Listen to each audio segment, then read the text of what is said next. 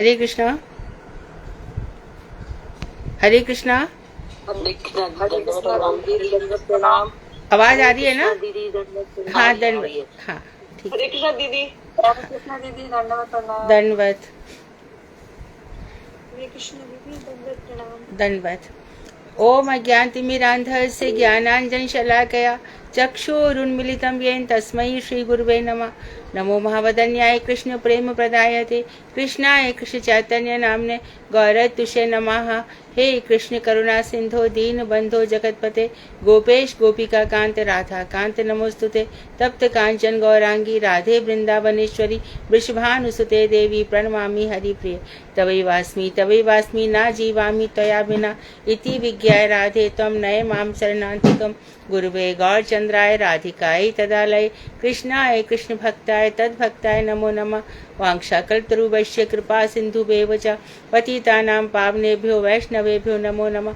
श्री कृष्ण चैतन्य प्रभु नित्यानंद श्री अद्वैत गदाधर शिवासादि श्री गौर भक्त वृंद। हरे कृष्ण कृष्ण कृष्ण हरे हरे हरे राम राम राम हरे हरे। मैं सर्वप्रथम अद्य गुरुपाद में पद्म परमाराध्यतम नित्य प्रविष्ट ओम विष्णुपाद अष्टोत्तर श्रीमद भक्तिवेदांत श्री नारायण गोस्वामी महाराज मध्य शिक्षा गुरुपाद में पद्म परमाराध्यतम नित्य प्रविष्ट ओम विष्णुपाद अष्टोत्तर श्रीमद भक्ति वेदांत श्री बावन गोस्वामी महाराज के अभय चरणार बिंद में अनंत कोटि दंडवत प्रणाम ज्ञापन कर उनके अति कृपा की वांछा करती हूँ। मैं ग्रंथ श्री चतन शिक्षा में तथे रचयिता ओम विष्णुपाद सत्यन श्री भक्ति ठाकुर के चरणार बिंद में कोटि कोटि दंडवत प्रणाम कर उनकी अति कृपा की भिक्षा करती हूँ। मैं सभी वैष्णवियों के चरणों में यथा योग्य वंदन अभिवादन दंडवत करती हूँ। तो हमारा ये जो चतुर्थ शिक्षा नृत्य ऑलमोस्ट संपूर्ण हो चुका है और हम मधुर भाव की जो परकीय रस है उसको हम समझ चुके हैं।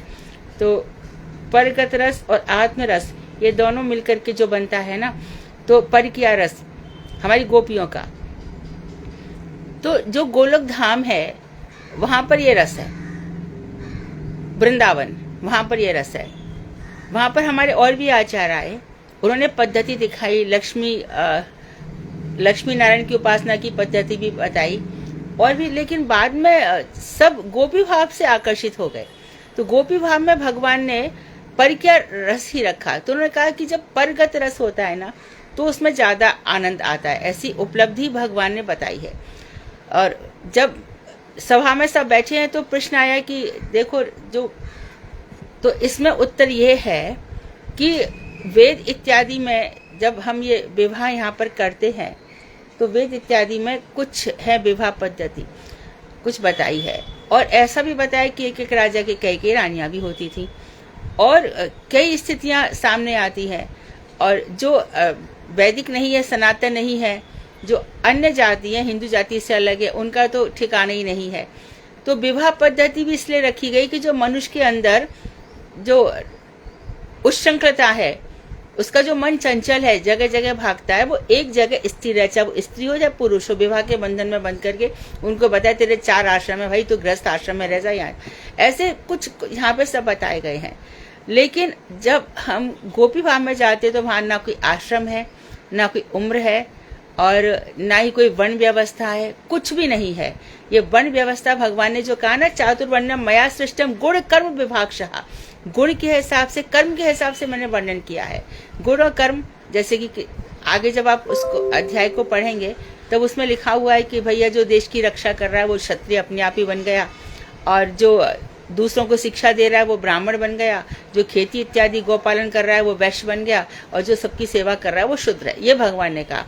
हमने बाद में इसको जाति बना दिया, मनु संहिता के हिसाब से थोड़ा थोड़ा हो गया। जब हमारे देश का संविधान बना तब मनु संहिता को रखा गया हिंदू लॉ बनाने के लिए। मैरिज लॉ बनाने के लिए भी हमारे पास बहुत सारी चीजें नहीं थी। अभी भी मैरिज लॉ दिन पे दिन, जैसे कि होम वायलेंस आती है, ये सब चीजें आती हैं। तो यदि हम गोपी भाव को इन सबको जोड़ेंगे तो गड़बड़ हो जाएगा। अब मानो कोई प्रश्न कर रहा था कि भैया एक कोई लड़का है और उसने लड़की को छेड़ दिया, तो लड़की ने क्या करना चाहिए? तो लड़की ने उठा करके झापड़ मारा। ये ठीक किया कि नहीं किया? उसको ठीक ही किया। यदि वो लड़की उसमें ये देखने लगे कि इसके अंदर भगवान है और भगवान ने मेरे को छेड़ा, तब तो सब गड़बड़ हो जाएगा। इसलिए सारी विधि विधान बनाए गए, इसलिए सारी की व्यवस्था, समाज सोसाइटी में सब सेटलमेंट चलता रहे, सब व्यवस्थाएं चलती रहे। तो तो उसमें यदि वो तो फिर राम तो कभी रावण को मारेंगे ही नहीं, वैसा कुछ।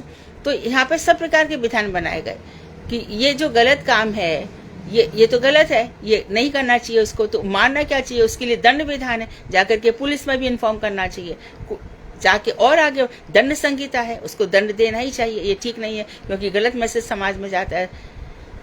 तो ये सब जो व्यवस्थाएं इनको हमें समझना चाहिए। गोपी भाव जो है इन सबसे बहुत उत्कृष्ट है।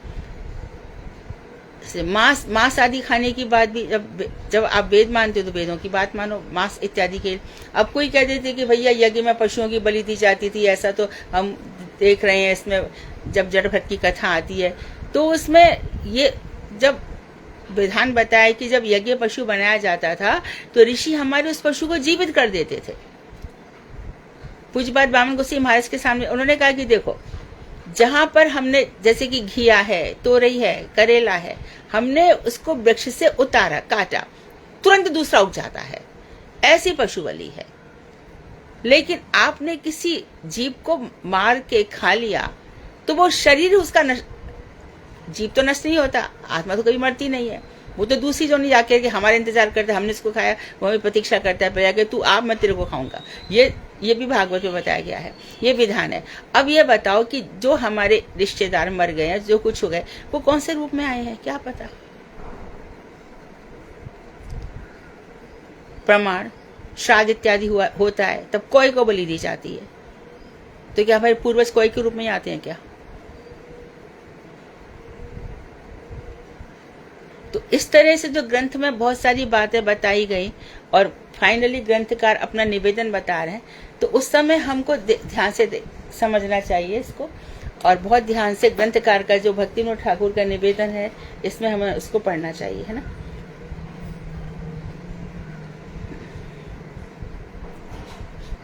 तो ग्रंथकार का निवेदन ये है,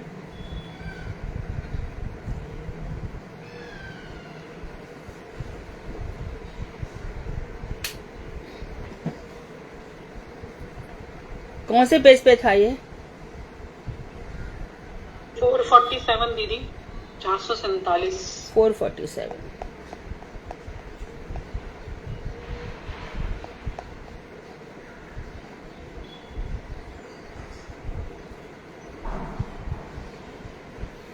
पीछे चला गया।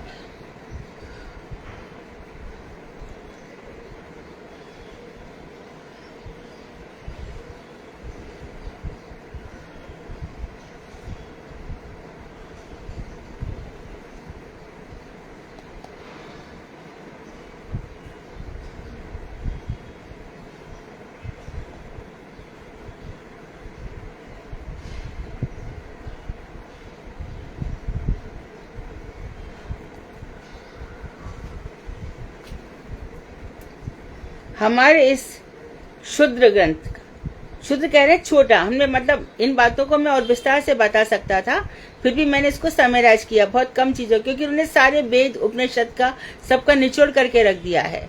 भक्ति विनोद ठाकुर को भगीरथ कहा जा सकता है, क्योंकि जैसे गंगा इन्होंने बहाई है भक्ति की।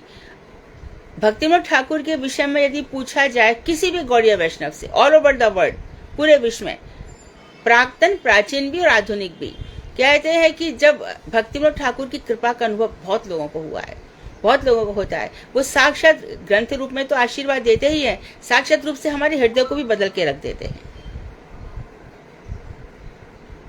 उनका योगदान तो वो है ही कि इतना सब कुछ उन्होंने लिखा, तो प्रभुपाद जी को जन्म दिया जिससे कि और आगे धारा भाई, और प्रभुपाद ने कई शिष्य, 18 शिष्य ऐसे बने, बिल्कुल एक एक, है ना। तो ये जो हम बातें करते हैं ना कि ये भक्ति वल्लभ तीर्थ गोसाई महाराज के शिष्य हैं, ये भक्ति और क्या नारायण गोसाई महाराज के शिष्य हैं, बाण गोसाई, ये हमें ना गलत करते हैं। ये सब शिष्य, ये ठीक है, ये परंपरा चल रही है, पर मूल तो एक ही है ना। एक व्यक्ति तो इतने सारे लोगों को दीक्षा नहीं दे सकता। तो लेकिन जब मंत्र एक है, ग्रंथ एक है, उपनिषद एक है, वेद एक है, तो यदि जिसकी जहां पर श्रद्धा हो जाए ले ला। लेकिन कोई भी व्यक्ति यदि यह कहता है कि इसको छोड़ करके उसके पास मत जाओ, हमारे गुरुदेव ने ऐसा कभी नहीं किया। और हमारे गुरुजी के पास सारे की जितने भी लोग थे सब आते थे, गुरुजी ने अपना लिया। जैसे कि प्रेजेंट में देखो हमारे श्रीपाद श्रीधर महाराज हैं, वो श्री रूप श्री सिद्धांति महाराज के शिष्य थे। श्री माधव प्रिय और कृष्ण कृपा प्रभु जो भी सिद्धांति महाराज बन गए, वो प्रमोदपुर गोस्वामी महाराज के शिष्य। ऐसे कितने स्वामी महाराज के कितने शिष्य गुरुदेव के पास आते थे। कभी गुरु जी ने एकदम हृदय से, इसी प्रकार से हम भी किसी के पास जाते हैं तो किसी ने हमें कभी भी ऐसा नहीं कहा कि अरे तो नारायण गोस्वामी। मैं पूज्यपाद भक्ति वल्लभ तीर्थ गोस्वामी महाराज बहुत खुश हुए, प्रसन्न हो गए, हमने ऐसा देखा हुआ है। तो कभी भी ये मत समझो कि इसका शिष्य उसका, अरे आप लोगों एक ही परिवार के हैं, गौड़िया परिवार है ये, इस चीज को समझ लेना चाहिए। तो इस क्षुद्र संबंध का आस्वादन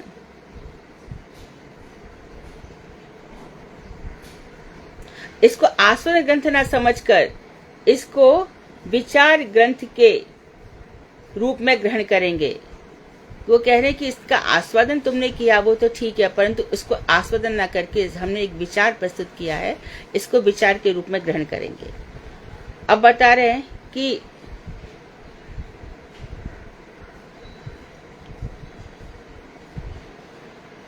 आस्वादन ग्रंथ होने से इसमें सर्व रसोत्कृष्ट मधुर रस के श्री राधा कृष्ण की लीलाओं का वर्णन किया गया होता। यदि ये आस्वादन ग्रंथ होता तो मैं ये सब ना बता करके राधा कृष्ण की लीलाओं का वर्णन करता। मैंने वो किया ही नहीं है, बहुत कम लिया है सारूप में। लीला रसों से परिपूर्ण अनेकों स्थानों से लीला रस का आस्वादन किया जा सकता है। आप में से कोई इसको पढ़ेगा? मेरे में बहुत फेडेड आ रहा है इसमें।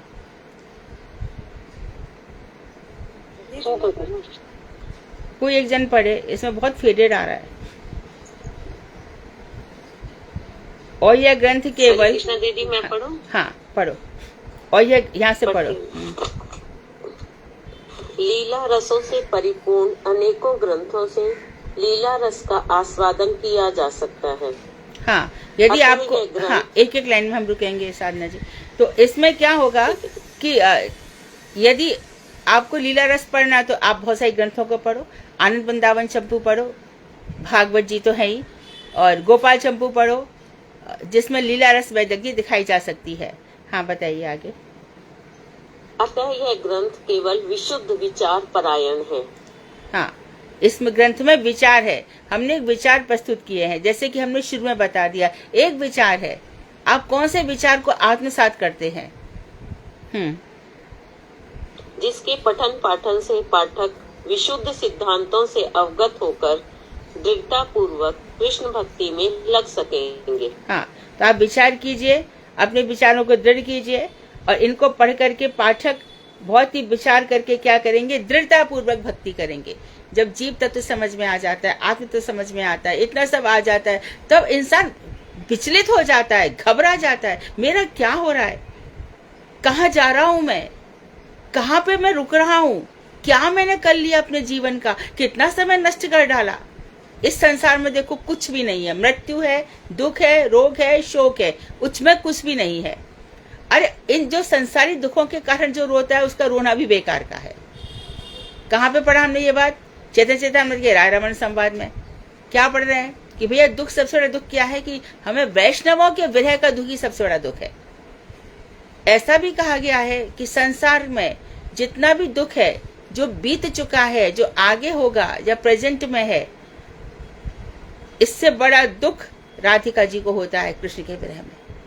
वो तो हमारे पास अंश मात्र भी नहीं है, कृष्ण का विरह बिल्कुल भी नहीं है। और जितना सुख प्राचीन, अभी और भविष्य में हो सकता है, वो जो सुख राधिका जी अनुभव करती हैं, उसका 1% सुख भी कृष्ण मिलन में जो होता है वो हमें होता ही नहीं है। कृष्ण कब मिले, कब बिछुड़ गए, कब ब्रज से चले गए, क्या नंद बाबा को हो रहा है, क्या यशोदा जी को हो रहा है, क्या गोपियों को हो रहा है, ये सब जो चीजें हैं, तो ये हमें विचार करना होगा। हमारे सामने कितनी रोटेट हो, चारों तरफ चीजें रोटेट हो रही हैं, हम नहीं समझ पा रहे हैं। तो वो कह रहे हैं कि मैंने फिर एक विचार दिया। हाँ आगे पढ़िए।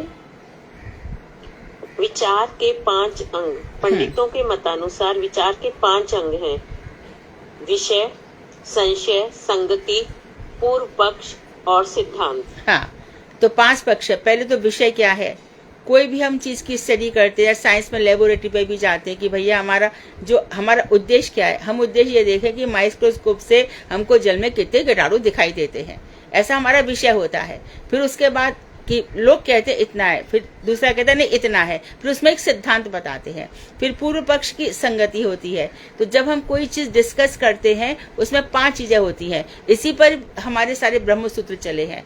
अर्थात तो ब्रह्म जिज्ञासा, विषय क्या है कि ब्रह्म क्या है। ब्रह्म के बाद फिर कहाँ कहाँ पर इस विषय में सिद्धांत मिलते हैं, कहाँ कहाँ तारतम्य मिलता है, अंत में सिद्धांत जो वो कहाँ मिलेंगे। तो कोई भी चीज को डिस्कस करने के लिए 5 चीजें होती हैं। फिर से देख लेंगे, विषय, दूसरा है संशय।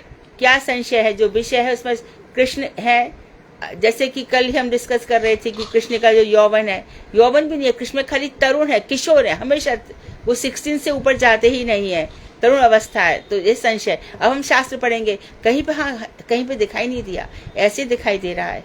फिर उसके बाद संगति, संगति के बाद है पूर्व पक्ष, पहला पक्ष क्या कह रहा है और अंत में सिद्धांत क्या निकला। आगे पढ़िए। हमारे विचार का विषय क्या है, यह जिज्ञासा हो सकती है। इसके उत्तर में हमारा यह कथन है कि जीव का जीवन ही इस विचार का विषय है। जीव का जीवन ही संशय क्या हाँ, है? हाँ, तो ये बहुत ही सुंदर बता दिया उन्होंने। एक मिनट। हाँ, संशय क्या है? इस प्रश्न का उत्तर यह है कि यह जीवन क्या है और इसका उद्देश्य क्या है।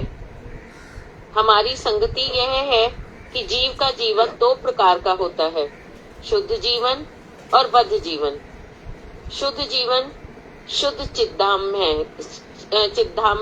चिद्धाम्य है, जो नित्य, पवित्र और आनंदमय है। उसमें अभाव, शोक, भय और मृत्यु नहीं है। बद्ध जीवन इस जड़ जगत में वर्तमान है। यह भी 2 प्रकार का है, बहिर्मुख और अंतर्मुख। बहिर्मुख जीवन चिद्धाम की ओर लक्ष्य नहीं करता, उसमें भगवान के प्रति उन्मुखता नहीं होती।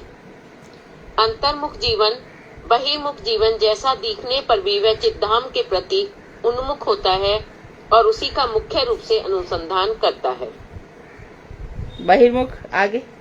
बहिर्मुख शुद्ध जीवन 4 प्रकार के होते बहिर्मुख बद्ध जीवन 4 प्रकार के होते हैं। नीति शून्य निरीश्वर बद्ध जीवन, नैतिक निरीश्वर बद्ध जीवन, नैतिक शेश्वर बद्ध जीवन, निर्विशेष चिंता द्वारा विकृत जीवन। तो जो कुछ भी बोल रहे हैं खुद ही एक्सप्लेन कर रहे हैं, पहले भी हमने प्रश्नोत्तर किए हैं, तो भी हम संक्षेप में इसको डिस्कस कर लेते हैं। तो उन्होंने बता दिया कि जो विषय क्या है, विषय क्या है, क्या बताया था विषय। यह जिज्ञासा हो सकती है कि क्या जिज्ञासा हो सकती है कि इसके जो उत्तर में हमारा यह उत्तर है कि जीव का जीवन ही इस विचार का विषय है। तो हम कह रहे हमारा जीवन इस विचार का विषय है। ये बात समझ में आ गई। विषय क्या है? हमारा जीवन। हमारा जीवन कैसा होना चाहिए, हमारा जीवन कैसा होना चाहिए, ये विषय हो गया। अच्छा, अब संशय क्या है हमारे पास? इस प्रश्न का उत्तर यह है कि यह जीवन क्या है। पहले तो ये विचार है कि जीवन क्या है ना, यह जीवन क्या है और इसका लक्ष्य क्या है, इसका उद्देश्य क्या है, जीवन हमें क्यों मिला है, क्यों जी रहे हैं हम, मरते समय तक जीते ही जा रहे हैं, जीते जा रहे हैं, मृत्यु आएगी तब तक जीना ही पड़ेगा। कभी कभी लोग जी जी करके कहते कि अरे वही सब कुछ, वही रोज उठो, वही रोज ये सब करो, वही सब कुछ करो। इसका अच्छा, यहाँ पे एक चीज और देख लो। हमारे ऋषि मुनि है, कभी सुना है कि वो मरे, अप्रकट हुए? क्योंकि उन्होंने जीवन को समझ लिया था कि जीवन कभी मरता नहीं है। तो इसी जो हमारी आत्मा है, इसी शरीर को लेकर के हमें कई जीवन जीने हैं। जब तक कि भगवान कहते हैं जब तक कि तुम लोग मेरे चिदगत, जो मेरा वैचित्र धाम है, वहां नहीं आ जाते, तब तक तुमको अपने कर्मों का फल भोगना पड़ेगा। कर्म भी नहीं रह जाते तब तक तुम्हारे अंदर रस नहीं आ जाता, क्योंकि मैं कौन हूँ? रसो वही साहा, मैं रस स्वरूप हूँ, तुम मुझे प्राप्त कर लोगे। तो हम कितने ऋषि देखते हैं। अच्छा, भगवान श्री राम के समय के जो ऋषि थे, जब श्री कृष्ण आए तो देवताओं से कहा गया कि जाओ पृथ्वी पर जन्म ले लो, तो सारी आत्मा यहाँ वहां मंडरा रही है अनादिकाल से। तो आगे जो बता रहे हैं कि 2 प्रकार के जीव हैं बहिर्मुख, तो कृष्ण से बाहर सोचते हैं। अब उनको बता दिया गया है कि अकेले सृष्टि से पहले कृष्ण ही थे बाहर, पर कितने लोग समझ पाते इस बात को? उसके हिसाब से कितने लोग अमेरिका में पैदा हो जाते हैं, ऑस्ट्रेलिया पैदा, चाइना पैदा हो जाते हैं अपने कर्म के वश। तो यहाँ पे उत्तर ये दिया गया कि तुम जो ये कहते हो ना कि जी के हम थक गए, परेशान हो गए, वही सब, तो वेदांत का सूत्र है कुर्वन्नेह कर्माणि जिजी विशेषतम समाहा। कर्म करते हुए हम 100 वर्ष तक जीने की इच्छा करें, तो बाद में फिर कर्म का बताइए कि कर्म क्या करना है। बोले एक ही कर्म है, लीलाओं को सुनो, लीला श्रवण करो और लीलाओं को कहो, और क्या करो, लीलाओं का विचार करो, कृष्ण अनुशीलन करो। जहां वहां से कथाएं सुनो, भगवान की लीलाओं का आनंद लो। तो ये है जीव और इसका विषय। तो जीव का जीवन विचार है, उसका संशय यह है कि जीवन क्या है और उसका उद्देश्य क्या है। उसकी संगति क्या बताई कि जीव का जीवन 2 प्रकार का है। एक तो है शुद्ध जीवन, शुद्ध जीवन है ना, और दूसरा है बद्ध। शुद्ध मतलब माया से मुक्त, और बद्ध हो गया माया से बंधा हुआ।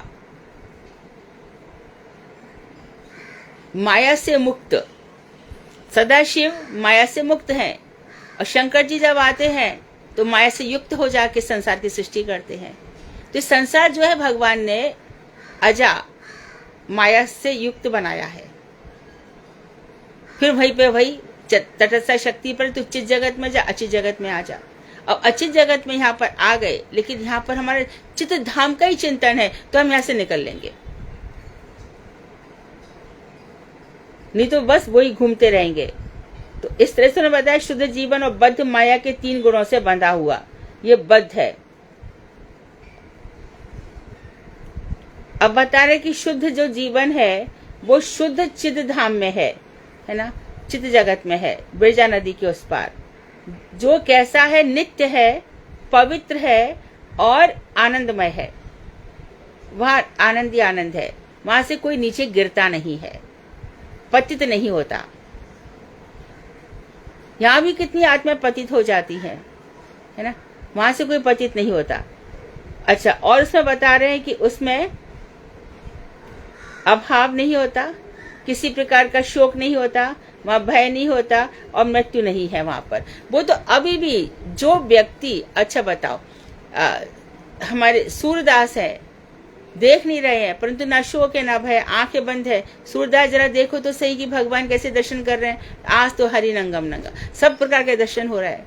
रैदास मन चंगा तो कठौती में गंगा, उन्होंने कह दिया रैदास चलो गंगा चलो, नहीं भैया मुझे तो यहीं पे बहुत आनंद आ रहा है, भक्ति हो रही है। तो जो जिस अवस्था में वहीं पे भजन कर सकता है। इसलिए हम कहते हैं कि भजन का पैसे से, आनंद से, परिवार से, लोगों से कोई कनेक्शन नहीं है।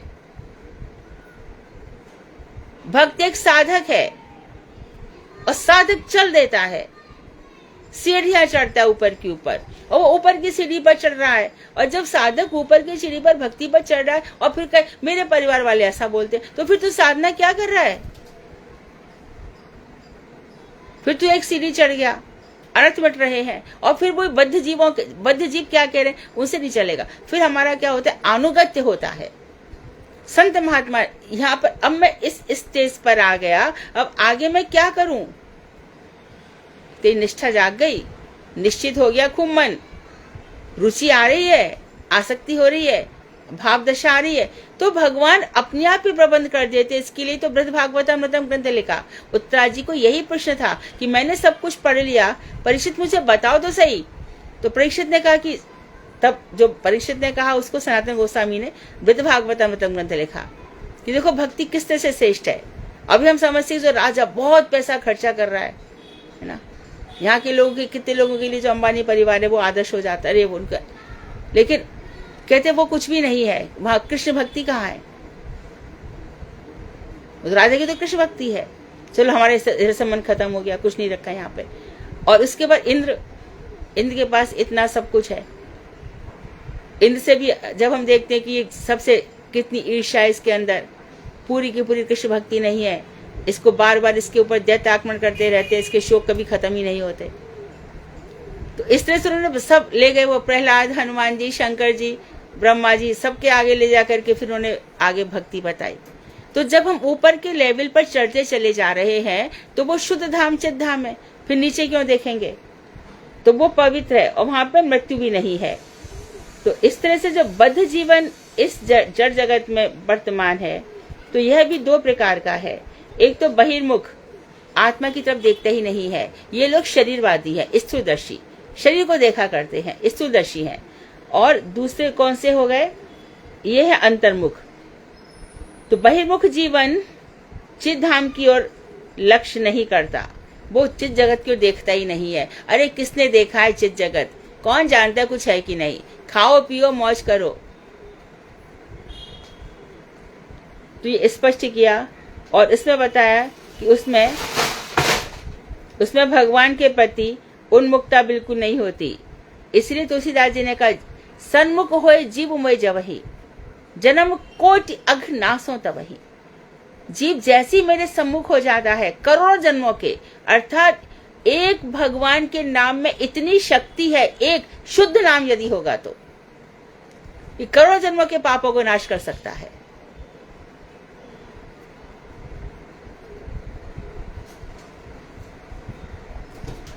अंतर्मुख जीवन, बहिर्मुख जीवन जैसा देखने पर भी वह चित धाम के प्रति उन्मुख होता है। वो कह रहे कि देखो जो यहाँ पे रह रहे हैं भक्त लोग, उनका जीवन भी दिख रहा है कि जैसे बहिर्मुख, ये भी तो हमारी तरह से खाते हैं, ये भी तो हमारी तरह से पीते हैं, ये भी तो हमारी तरह से सोते हैं, रहते हैं, लेकिन उसमें बहुत अंतर होता है। अंतर्मुख जीवन, उनका हर कार्य भगवान के लिए होता है। उनका सोना, जागना, बैठना, नहाना, धोना और कुछ भी क्रिया करे, खाना पीना, सब कुछ भगवान के लिए होता है।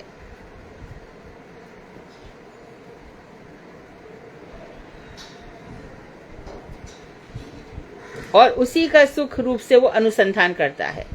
तो बहिर्मुख बद्ध जीवन 4 प्रकार के होते हैं। पहला उन्होंने बता दिया, आगे भी बताएंगे, जो नीति शून्य निरीश्वर बद्ध जीवन, पहले भी बताया था, अर्थात इनके जीवन में कोई पॉलिसीज नहीं होती, जैसे कि बंजारे लोग हैं, है ना, ये उस तरह से आ जाएंगे। और निरीश्वर है, ये ईश्वर को बिल्कुल नहीं मानते।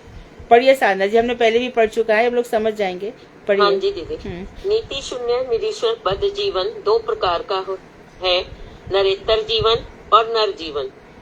पशु पक्षी नरेतर जीवन नर से अलग है ना, जो नर नहीं है। हाँ हाँ जी।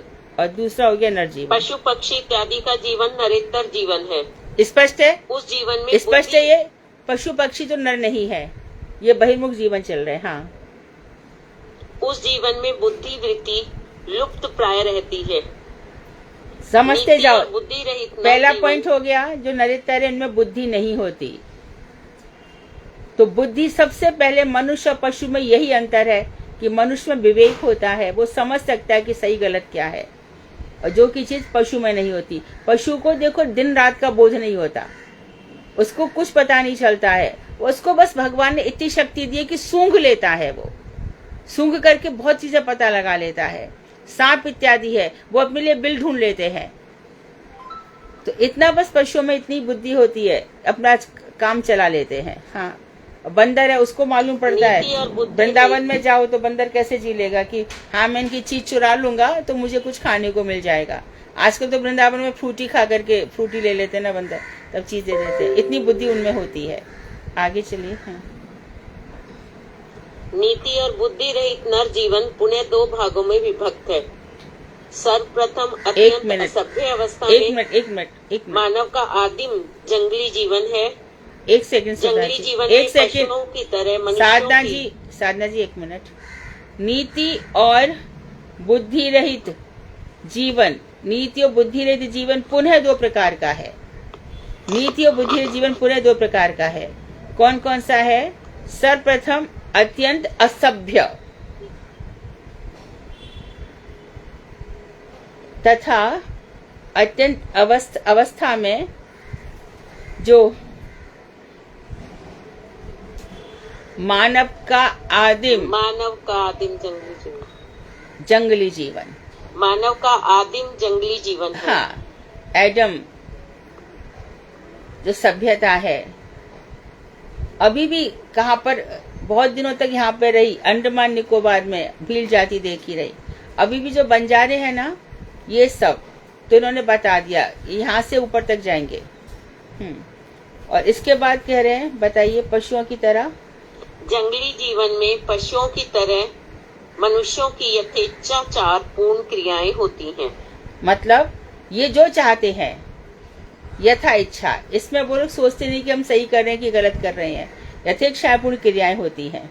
हाँ, ऐसे लोग भय और आशा द्वारा प्रेरित होकर चंद्र, सूर्य आदि चमकीली जड़ वस्तुओं को भिन्न भिन्न ईश्वर समझते हैं। आ गए चंद्र सूर्य ये लोग चमकीली चीजों को देखते और उसी को ईश्वर मान लेते हैं। इतना सुंदर बताया। इनके प्रश्नोत्तर करने सुधा जी, हम लोग डिस्कस कर रहे थे कि शायद नहीं जरूरत पड़ेगी, क्योंकि बहुत सुंदर है, ये अंत में होना ही चाहिए। हाँ, तो ये लोग चमकीली चीज को देखते हैं, उसको ईश्वर मान लेते हैं।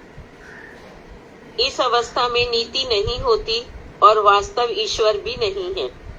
ये ईश्वर भी नहीं है, इनके दिमाग भी नहीं है, बुद्धि भी नहीं है। हाँ। जीव की सिद्ध सत्तागत भक्ति वृत्ति अत्यंत लुप्त प्राय होकर केवल उसके अस्तित्व का परिचय मात्र देती है। जीव की जो सिद्ध, जो लोग, एक मिनट, जीव की सिद्ध सत्ता जो है, जीव जो नित्य रहेगा, आत्मा उसकी नित्य रहेगी, तो सिद्ध सत्तागत जो भक्ति की वृत्ति है वो अत्यंत लुप्त होती है। इन लोगों में होती नहीं है, भक्ति नाम की कोई चीज नहीं होती है। फिर भी देखो, जटायु है जो गीध है भगवान, उसमें भी देख लो, बानर जाति है, हनुमान जी इत्यादि, उसमें भी एक्सेप्शंस मिल ही जाएंगे। अत्यंत इनमें लुप्त होती ही नहीं है। केवल उसके अस्तित्व का बोध प्राय होता है, परिचय मात्र होता है। आगे पढ़िए। जो लोग, हाँ जी, जो लोग द्रव्य और द्रव्य शक्ति का ज्ञान प्राप्त कर युक्ति के बल पर पदार्थ विज्ञान और शिल्प को प्रचुर उन्नति कर इंद्रिय सुखों की परिचर्या करते हैं, तथापि नीति और ईश्वर को नहीं मानते, वे नीति और बुद्धि रहित नर जीवन के द्वितीय भाग में अवस्थित हैं। तो एक तो हो गए पशु वाले, और जो नर, अब जो पशु से अलग नर वाले हैं, एक तो नरेतर हो गए, और जो नर वाले हैं उनका क्या बताया गया कि द्रव्य जो वस्तु इनके पास है, और वस्तु में क्या शक्ति है, पानी से क्या चीजें बनाई जा सकती है, लकड़ी से क्या चीजें बनाई जा सकती है, ईंधन से क्या है ना, देखो इनमें कितनी शक्ति है। ईंधन से रेल चलाई जा सकती है, पेट्रोल डीजल से क्या चलाया जा सकता है। ये लोग इसमें आ गए। जो लोग द्रव्य और द्रव्य शक्ति का ज्ञान प्राप्त कर क्या करते हैं, उस द्रव्य शक्ति के बल पर पदार्थ विज्ञान और शिल्प को की प्रचुर उन्नति कर लेते हैं। तो हम लोग कहते हैं क्या दिमाग है इसका, इसमें मोबाइल भी आ जाएगा। जड़ विज्ञान देखो कहाँ तक पहुंच गया। ये समय क्लास हो रही है, ये भी इसी में आ जाएगा। तो द्रव्य शक्ति को कहाँ तक ले जा सकते हैं, पदार्थ विज्ञान को कहाँ तक ले जा सकते हैं, लेकिन लोग ईश्वर को नहीं मानते। तो ऐसे सुखों की परिचर्या करते हैं, तो तथापि नीति और ईश्वर को ये लोग नहीं मानते। चाइनीज सब आ जाएंगे, कैसे कैसे दरवाजे बना लेंगे, अलमारी बना लेंगे, फोल्डिंग चीजें बना लेंगे, शिल्प की बड़ी बड़ी उन्नति कर डालते। आश्चर्य होता है कैसी चीजें सब बंद हो जाती है, खुल जाती है, एक मुट्ठी में चीज आ जाती है, फिर इतना बड़ा रूप धारण कर लेती है। ये सब इसमें आ जाएंगे, है ना। तो और बताए कि वे नीति और बुद्धि रहित नर जीवन के द्वितीय भाग में अवस्थित है। इनमें क्या होता है कि ईश्वर और नीति के प्रति उनका कोई लक्ष्य नहीं रहता। अब दूसरा ले लीजिए, सेश्वर वाला। हाँ जी, नैतिक सेश्वर, निरीश्वर बद्ध जीवन तथा नैतिक सेश्वर बद्ध जीवन दोनों एक साथ हैं। शेषोक्त जीवन नीति के प्रति आदर युक्त होने पर, पहली बार शेषोक्त मतलब दूसरा वाला, शेषोक्त जो बाद वाला कहा जा रहा है, शेषोक्त अंत में कहे जाने वाले, यानी नैतिक सेश्वर बद्ध जीवन। हाँ, बद्ध जीवन हो जाता है, वही दूसरे प्रकार का बद्ध जीवन है। पुनः शेषोक्त जीवन ईश्वर विश्वास युक्त होने पर नैतिक शैश्वर बद्ध जीवन होता है। इस जीवन में ईश्वर के प्रति कर्तव्य कर्म नीति के अधीन होने के कारण बहिर्मुखता दूर नहीं होती, वही तीसरे प्रकार का बद्ध जीवन है। समझ में आया है? बोलूं फिर से? जो हम बाद में कह रहे हैं नैतिक से ईश्वर बद्ध जीवन, अर्थात नीति भी मान लिया, ईश्वर भी मान लिया, लेकिन माया से नहीं छूटे। ये हो गया नैतिक से ईश्वर बद्ध जीवन। माया से नहीं छूटे हम लोग। तो ऐसे जो जीवन है इसके प्रति आदर युक्त होने पर नैतिक निरीश्वर बद्ध जीवन हो जाता है। निरीश्वरवादी जो निर्विशेष चिंता द्वारा विकृत जीवन। एक मिनट, वही दूसरे प्रकार का बद्ध जीवन है। तो इस बद्ध जीवन में क्या हो गया, फिर से समझ लेंगे, फिर से समझ लीजिए कि नीति के प्रति तो हमारा आदर युक्त होता है कि नैतिक निरीश्वर बद्ध जीवन हो जाता है। नैतिक, इसके बाद कहा है, पुनः फिर से देखें तो जीवन शेषोक्त जीवन ईश्वर विश्वास युक्त होने पर नैतिक से ईश्वर बद्ध जीवन, नीति भी है ईश्वर भी है लेकिन बद्ध जीवन है, माया से बंधे हुए हैं। इस जीवन में ईश्वर के प्रति क्या होता है, कर्तव्य कर्म और नीति के प्रधान होने के कारण बहिर्मुखता दूर नहीं होती। तो इसमें देखो, ईश्वर के प्रति हमारा कर्तव्य है कि हमें ईश्वर की पूजा करनी है, बहिर्मुखता है भी, ईश्वर के प्रति कर्तव्य है, इसमें डर डर के करने, अरे ईश्वर ऐसा कर देगा, ईश्वर ऐसा कर देगा, इसमें एक प्रकार का डर रहता है और नीति में चलते हैं, लेकिन बहिर्मुखता इसमें दूर नहीं होती। ये लोग बाहर से इनकी पूजा है और ये थोड़ा थोड़ा वैदिक भक्ति भी कर सकते हैं, थोड़ी इनके पास वैदिक भक्ति भी हो सकती है। ये तीसरे प्रकार का बद्ध जीवन है। हाँ, अब चौथा पढ़िए, निर्विशेष चिंता द्वारा विकृत जीवन। विकृत मतलब जहाँ उक्त जीवन में, विकृत का अर्थ क्या है, बिगड़ा हुआ। हाँ, निर्विशेष चिंता। अब इसको हम पहले कॉन्सेप्ट ले लेते हैं। निर्विशेष भगवान का कोई वैशिष्टि नहीं है, जो ब्रह्मवादी है। ब्रह्म एक ज्योति का नाम है, ब्रह्म, ध्यान रखें, ब्रह्मोढ़ि प्रतिष्ठा हम। भगवान है तो ज्योति है, भगवान है तो ब्रह्म है, भगवान नहीं तो ब्रह्म भी नहीं है। सारी बात का निचोड़ यही है। ब्रह्म कहाँ से आ रहा है, भगवान से आ रहा है। परमात्मा कहाँ से आ रहा है, भगवान से आ रहा है। बोलो। हाँ जी दीदी।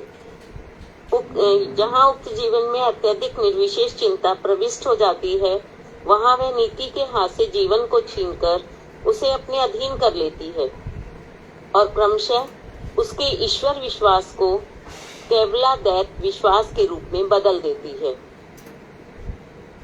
यहीं पर निर्विशेष चिंता द्वारा विकृत बहिर्मुख जीवन देखा जाता है। यही चौथे प्रकार का बहिर्मुख बद्ध जीवन है। वैसे तो स्पष्ट है, फिर भी हम कल एक दफा और पढ़ लेते हैं कि जो उक्त जीवन में अधिक निर्विशेष चिंता प्रविष्ट हो जाती है। भगवान का कोई वैशिष्ट नहीं है, भगवान के कोई क्रियाकलाप, भगवान की कोई लीलाएं नहीं है, भगवान का कोई रूप नहीं है, भगवान का कोई गुण नहीं है, भगवान का कोई धाम नहीं है, सब कुछ यहीं पर है, सब कुछ यही है, खाली चिंता करो, ये सब बातें ये इसमें आ जाती हैं। तो यहाँ यह है, इस नीति के रूप में जीवन को छीनकर जो अपने अधीन कर लेता है और क्रम से धीरे धीरे क्या होता है, उसके ईश्वर विश्वास को केवलाद्वैत विश्वास के रूप में बदल देता है। केवलाद्वैत अर्थात धीरे धीरे फिर क्या हो जाता है, मैं ही वही हूँ, अहम ब्रह्मास्मि, यहाँ तक आ जाता है। क्योंकि ब्रह्म का रूप उसको सामने नहीं आया, ब्रह्म की शक्ति उसके सामने नहीं आई, ब्रह्म का वैशिष्ट के सामने नहीं आया। जो ब्रह्म है वही मैं हूँ। यथांडे तथा ब्रह्मांडे, जो अंड में वही ब्रह्मांड में है। भगवान तो ये लोग मानते ही नहीं है। जो हम में ये चीजें इसमें आ जाती हैं और जीवन बिगड़ जाता है, क्योंकि ये लोगों के अंदर ईश्वर के कोई प्रकार के, इनके लिए ना राम हुए ना कृष्ण हुए। ये अंग्रेज लोगों से पूछो ना, सोक्रेट्स, अरिस्टोटल, अरस्तु जितने भी है ना, वो कहेंगे वो भी एक मानव थे, आकर के चले गए। हाँ, वो उच्च मानव थे, उदात्त मानव थे, उच्च गुणों से युक्त थे। ऐसी बातें वो लोग करेंगे। तो यहीं पर साधन भक्त जीवन निर्विषय चिंता द्वारा, चिंता मतलब चिंतन द्वारा विकृत बहिर्मुख जीवन देखा जाता है। विकृत एकदम बहिर्मुख जीवन, अर्थात ईश्वर का चिंतन भी किया और निर्विशेष उसको मान बैठे। तो बस यही जैसे हाँ चौथे प्रकार का। अब साधन भक्त जीवन, अब ये हो गया कि जो साधन भक्त है वो कैसा जीवन होता है। जो लोग, पढ़िए, जो लोग परमेश्वर को जीवन सर्वस्व मानकर समस्त विज्ञान, शिल्प, नीति, ईश्वरवाद और चिंता को ईश भक्ति के अधीन कर जीवन यात्रा का निर्वाह करते हैं, उनका जीवन बद्ध होने पर भी अंतर्मुख है। अंतर्मुख जीवन को साधन भक्त जीवन भी कहते हैं। अब साधन भक्त कौन कौन से हो गए? भगवान को, परमेश्वर को उन्होंने क्या कि ये मेरे जीवन के सर्वस्व हैं, जो कुछ है वो भगवान मेरे जीवन के सर्वस्व हैं। तो उनको यदि प्राप्त कर लिया, उनको समझ गए। एक चीज है, जाने बिन होई नहीं प्रतीति और बिन प्रतीति होई नहीं प्रीति। जाने बिना विश्वास नहीं होता, बिना विश्वास के प्रेम नहीं होता। ईश्वर जब तक तत्व ज्ञान नहीं होगा, ऊपर ऊपर की भक्ति बहिर्मुख हो जाती है, और जब तत्व ज्ञान होने लगते हैं तो ये भक्ति हमारी अंतर्मुख हो जाती है। तो यहीं पे बता रहे हैं कि जो समस्त विज्ञान, जितना भी विज्ञान है ना, और शिल्प है, कोई भी शिल्प, हैंडक्राफ्ट से लेकर के कोई भी शिल्प, नीतियां हैं, ईश्वरवाद और चिंता को हम कैसे मान लेते? ईश भक्ति के अधीन कर लेते हैं। सब कुछ ये सब भगवान के अधीन है, जो कुछ हो रहा है ईश्वर के अधीन है। जैसे कि प्रभुपाद जी है ना, अभी तक आप जैन सोसाइटी में जाओ, वहां साध्वी बन गए। तो आज बम्बई तो बहुत ऊंची ऊंची मंजिल है ना, तो 27वीं मंजिल में मैं भी वहीं बैठी थी। तो वहां पर आज क्या होगा कि आज एक साधु आ रहे हैं, जैन साधु, और उनका खाना बनेगा। तो बड़ा पूरा की पूरा, कम से कम वहां पे बहुत सारे लोग आए हुए थे। मेरी एक स्टूडेंट थी, तो उसने उसके कुछ काम था, तो मैं तो वहां पे आए हुए थे। वहां सारे लोग लगे हुए हैं, बड़े बड़े व्यंजन बनाए जा रहे हैं, बड़ी तैयारियां हो रही है। तो मैंने उससे पूछा ये सब क्यों चल रहा है? बोलते अरे मैं जैन साधु आए हैं, तो इसी भागदौड़ की हो रही है। अरे वो लिफ्ट यूज नहीं कर सकते, क्यों? उनके लिए इलेक्ट्रिसिटी और ये सब, तो हमारे यहाँ इलेक्ट्रिसिटी नहीं यूज करते, मतलब जहाँ पे वो लोग रहते नहीं, वहाँ बिजली का उपयोग नहीं होता। वहाँ पे 7 बजे के बाद सारे क्रियाकलाप बंद हो जाते हैं। तो मेरा भाई भी वहाँ पर 1 महीने रहने गया। तो माँ ने भेजा, क्यों? वो सीख कर आया क्या कि अपने लोटा खुद मांजो, अपने बर्तन खुद साफ करो, अपना शौच इत्यादि खुद साफ करो। वहाँ ये सब सिखाया जाता है। फिर मैंने एक जगह और पढ़ा कि जब ये महात्मा गांधी का जब दांडी यात्रा हुआ, नमक है ना, नमक हमारा ये जो कानून था, नमक वाला जो कानून था, तो उसमें गांधी जी जब गए थे तो उन्होंने बताया कि आप गाड़ी से चलो। गांधी जी बोले नहीं, गाड़ी नहीं जाऊंगा। क्यों? ये धर्म यात्रा है, मैं गाड़ी का प्रयोग नहीं कर सकता। शास्त्र में ऐसा लिखा गया है। और इसके बाद पहले चारों धाम लोग, नहीं भैया गाड़ी से तो यात्रा थोड़ी होगी, तुमको लगेगी नहीं। इसके बाद हम ब्रज 84 को उसकी परिक्रमा में देखा, अभी तक हमारी दादी वगैरह, नहीं यूज नहीं करना है कुछ भी। शिविर लगाए जाते थे और सब पैदल यात्रा करो। हमारे प्रभुपाद जी आए, उन्होंने ये सारा मिथक तोड़ दिया। उन्होंने कहा भगवान के प्रचार के लिए गाड़ी, प्लेन हम सब यूज करेंगे। सरस्वती प्रभुपाद की बात कर रही हूं मैं। उन्होंने ओवरकोट भी पहन लिया। भगवान के प्रचार के लिए हम सब कुछ प्रयोग कर सकते हैं। इसलिए उन्होंने क्या कहा, भक्तिविनोद ठाकुर ने, कि जितना भी शिल्प है, विज्ञान है, हम उसको भक्ति के अधीन कर लेता है, जो भगवत साधन भक्ति जीवन है।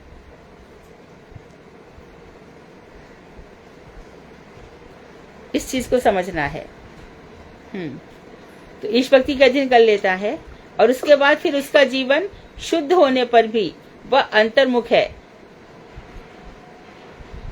और अंतर्मुख जीवन को साधन भक्ति जीवन भी कहते हैं। तो अब उसका मुख्य लक्ष्य क्या है, ये सब चीजें नहीं रहती है उसमें, जैसा कि मैंने ये सब बताया। वो लोग आज भी पालन करते हैं, लिफ्ट का यूज नहीं करते, ये सब नहीं करते हैं। प्रभुपाद जी तो विदेश गए, जितना भक्ति का प्रचार उन्होंने किया। हाँ, आगे पढ़िए। दीदी वो चोरी छिपे सारी चीजें यूज करते हैं, इवन ऐसे कहते हैं हम प्याज नहीं खाते, वो सब खाते हैं दीदी। ना वो अलग चीज जो है। उनके अपने घर हैं उनमें प्याज के वो कहेंगे पकौड़े भी बना दो। हाँ हाँ, वो अलग चीज है। अभी यहाँ 8 दिनों मैंने तक देखा है अपनी आंखों से।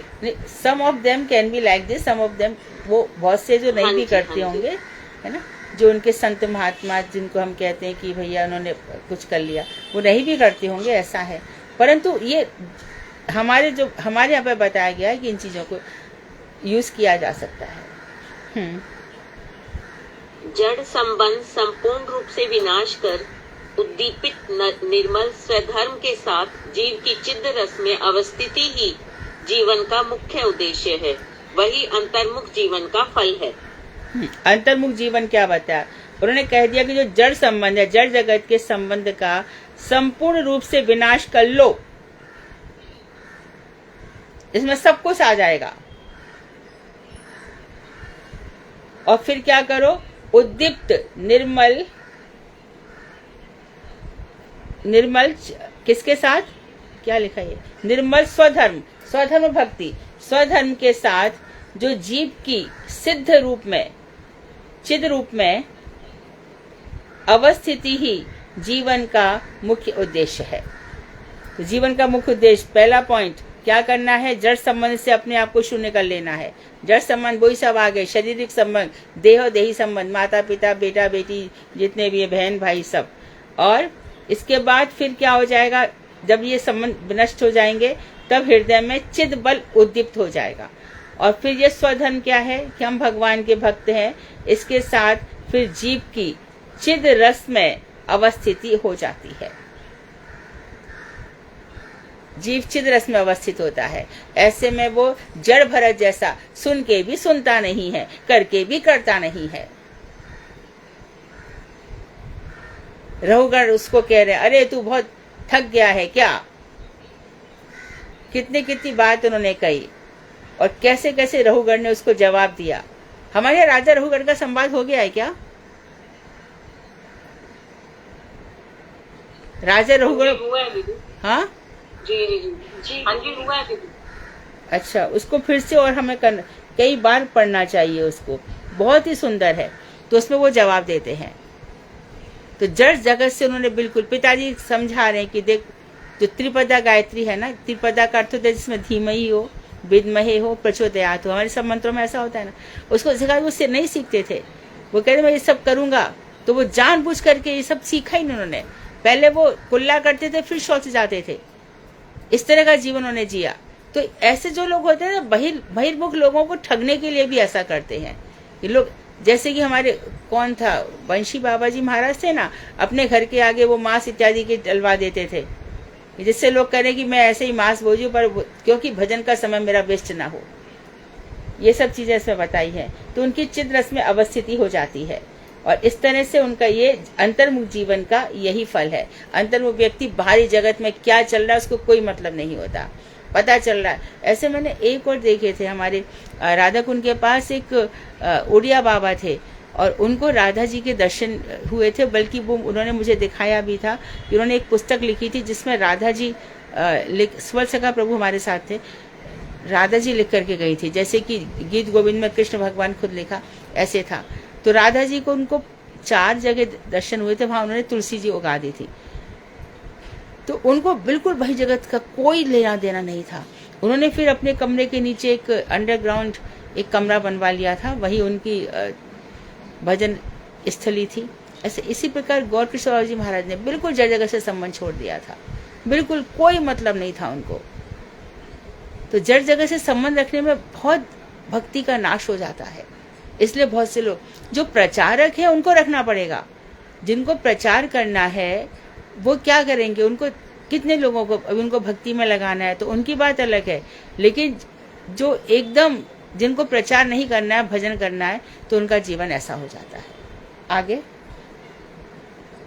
हाँ जी दीदी, हमारी संगति को हाँ 4 बज रहे हैं।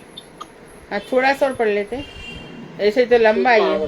हाँ ये बड़ा है। हाँ ठीक है, चलो। ठीक है, ठीक अच्छा है ये वाला पैराग्राफ पढ़ लो ना, ये वाला पढ़ लो। हमारी, हाँ हमारी इस इसको नीति को, दोबारा पढ़ दो दीदी। नहीं इसको पढ़ो ना आगे। हमारी इस नीति को श्रवण कर। ठीक है दीदी, पढ़ रही हूँ। हमारी संगति को श्रवण कर पूर्वोक्त 4 प्रकार के बहिर्मुख बद्ध जीवन स्थित कुसंस्कार संपन्न जीव अपनी अपनी निष्ठा रूप 4 दीवारी के भीतर रहकर एक एक पूर्व पक्ष किया करते हैं।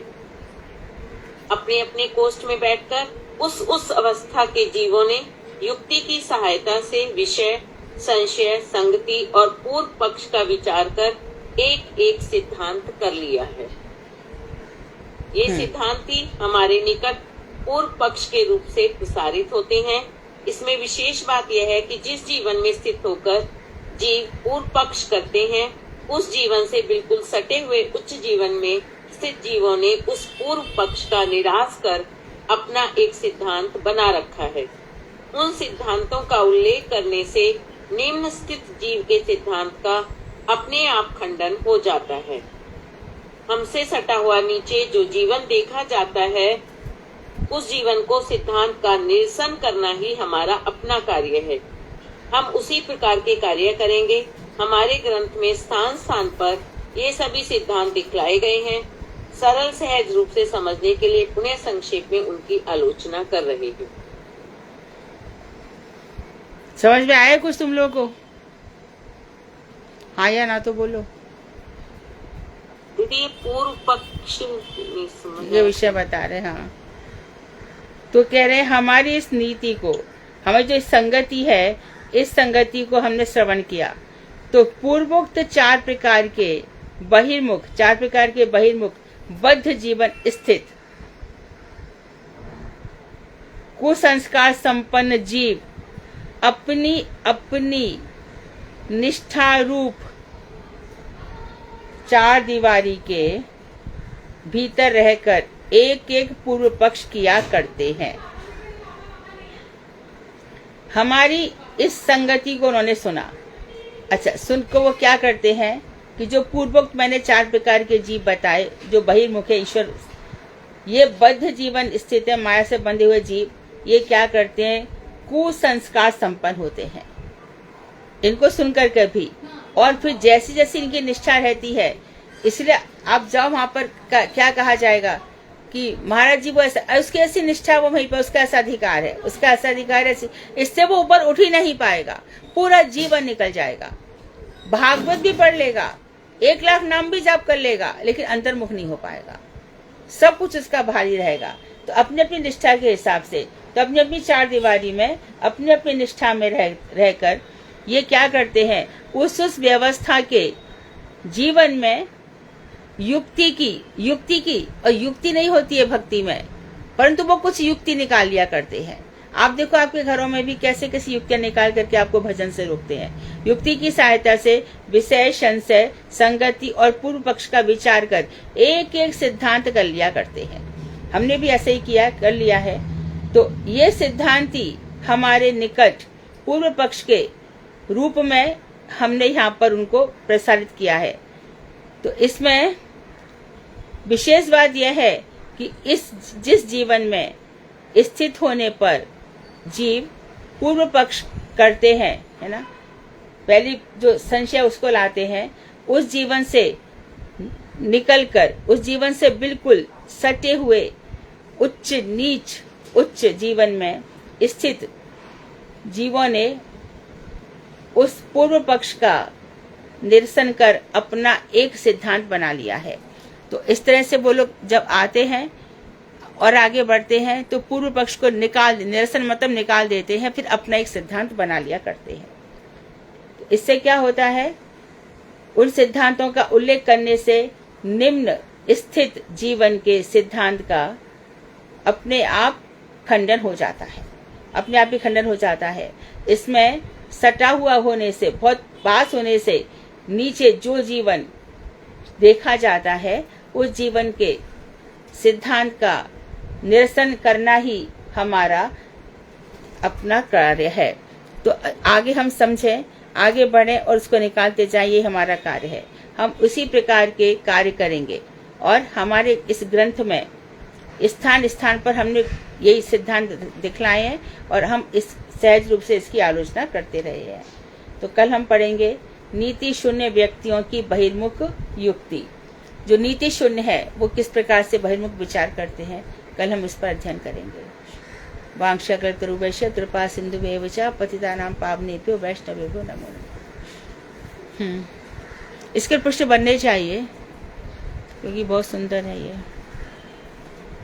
दीदी इसमें ये अभी हमने किया था जीव की सिद्ध सत्तागत। तो उसमें आपने बताया था कि चलो जो जैसे कि जटायु वगैरह वो एक्सेप्शन है, तो इसमें ये चीज को कैसे समझेंगे? सिर्फ देखो, जीव की सिद्ध सत्ता है, जीव का अस्तित्व कभी नष्ट नहीं होता है ना। जीव कभी उसकी सिद्ध सत्ता, उसकी अनुभूति उसको रहती है। जैसे कि काक भुषुंडी है, वो कोय के जीवन में है, परंतु वो कोय का जीवन छोड़ना नहीं चाहते। कितने हजार वर्षों की उनकी आयु हो गई, बोले इस कोय के जीवन से मेरे को भगवान का भजन हो रहा है। तो ये सिद्ध सत्ता है। और दीदी केवलादेव विश्वास तो वही हो गया ना कि मैं भी वही हूँ जो आपने और जो वस्तु शांकर मत, मैं वही हूँ। सोहम सोहम सोहम, शिवोहम शिवोहम शिवोहम।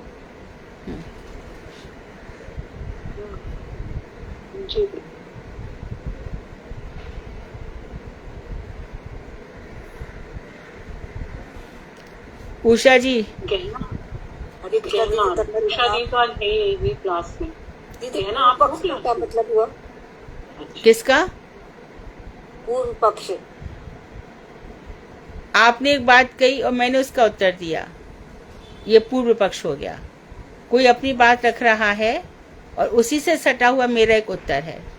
पूर्व पक्ष कहता है कि मैं वही हूँ, तो मुझे लगता है कि नहीं, मैं वही नहीं हूँ, ईश्वर का कुछ है, मैं ईश्वर का सेवक हूँ। ये मेरा उत्तर है। तो दीदी एक और बात पूछनी है। हाँ, जो मतलब भक्ति वेदांत स्वामी महाराज हैं, उनकी जो भागवत वगैरह पढ़ सकते हैं हम? नहीं, देखो, पढ़ने के लिए मना नहीं है। आप क्यों नहीं पढ़ सकते हो? अवश्य पढ़ सकते हो, परंतु जो नारायण गोसाई महाराज की भागवत निकली है ना, उसमें विस्तार बहुत है जो वहां पे नहीं है। अच्छा, चीजें स्पष्ट रूप से पढ़ सकते हैं हम? क्यों नहीं पढ़ सकते?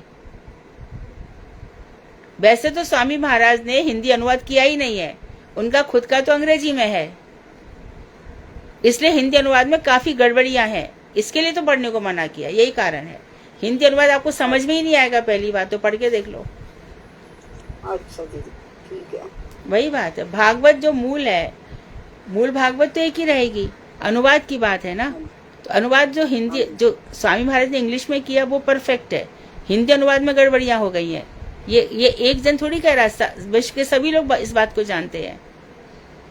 ये खाली मेरा आपका इसका उसका मतलब नहीं है, सभी लोग, हिंदी अनुवाद में काफी गड़बड़ियां हो गई हैं। तो जो गुरुदेव का निकला है उसमें सिद्धांत और ये सब चीज बहुत अच्छे प्रकार से समझा। हम पढ़ भी रहे हैं और पूरी चीज समझ में भी नहीं आ रही, तो क्या फायदा है बोलो? दीदी ठीक है।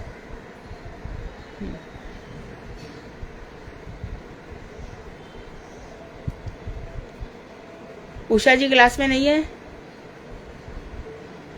उषा दीदी आज क्लास में ही नहीं है। दीदी गहना आपको ना, हरे कृष्णा। हाँ जी, आप बोलो। हरे कृष्णा दीदी, मैं हरे शुरू कृष्णा। करूं? हाँ बोलो, कौन सा टॉपिक है? अपना टॉपिक और कहाँ से लिया आपने वो भी बोलो, कौन सा अध्याय, कौन सा स्कंद? दीदी दक्ष प्रजापति की कथा है, 4थे स्कंद से लिया है मैंने। उसमें दीदी ने बताया था, दीदी की ही भागवतम से मैंने पढ़ के समरी बना के बता रही हूँ उसको। मैं शुरू करती हूँ। ओम अज्ञानतिमिरान्धस्य ज्ञानाञ्जनशलाकया चक्षुरुन्मिलितं येन तस्मै श्रीगुरवे नमः। गुरुवे गौरचन्द्राय राधिकाय तदालय कृष्णाय कृष्णभक्ताय तद्भक्ताय नमो नमः। जय श्री कृष्ण चैतन्य प्रभु नित्यानंद श्री अद्वैत गदाधर शिवसदि गौर भक्तवृंद। हरे कृष्णा कृष्णा कृष्णा हरे हरे, हरे राम राम राम हरे हरे। सर्वप्रथम अपने गुरुपाद पद्म ओम विष्णुपाद अष्टोत्तर शत श्री श्रीमद भक्ति वेदांत शिला श्रीधर गोसाई गुरु महाराज जी के चरणों में अनंत कोटि दंडवत प्रणाम करते हैं।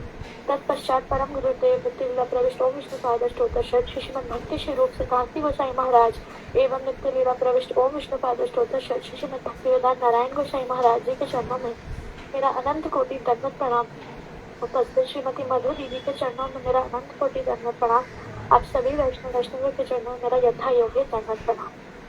तो दीदी के आदेश से मैं ये दक्ष प्रजापति की कथा आज कुछ बताने वाली हूँ, और इसमें जो भी त्रुटि हो उसके लिए मुझे पहले क्षमा कर दीजिएगा।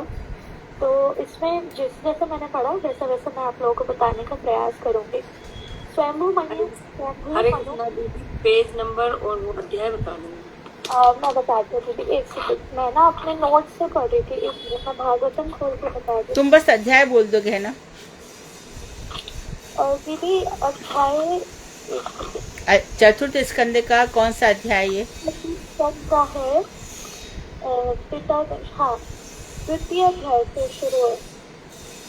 द्वितीय अध्याय से वैसे तो मैंने प्रथम द्वितीय तृतीय चौथा पांचवा तीनों से लिया है। हाँ लेकिन हाँ तो सती प्रसंग जहाँ पर है वहाँ पर देख लेना चाहिए। ठीक है दीदी, मैं शुरू से बताने का वो कर रही हूँ। हाँ जी। तो स्वयंभू मनु की 3 पुत्रियां थी जिनका नाम था आकुति, देवहूति और प्रसूति, जिसमें से देवहूति जी के बारे में हम लोग जानते ही हैं। देवहूति जी का विवाह कदम ऋषि से हुआ था जिनके कपिल देव पुत्र थे, और आकुति जी का विवाह हुआ था रुचिका प्रजापति जी से। प्रसूति जी का विवाह हुआ था दक्ष प्रजापति से जो थे ब्रह्मा जी के पुत्र। इनकी 16 कन्याएं थी। मेरी आवाज ठीक आ रही थी? हाँ ठीक से आ रही, बढ़िया।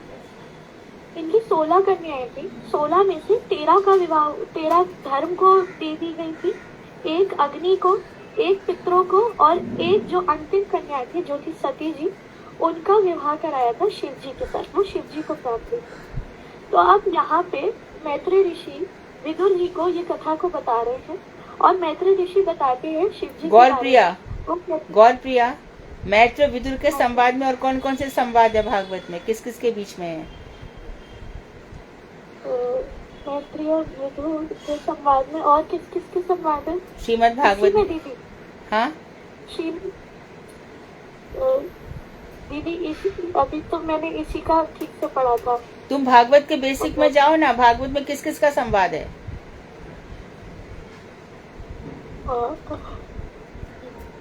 कोई भी बोले तो कहना वो बताओ ना कि 2 लोगों के बीच में बात हुई है, वो बताओगे ना।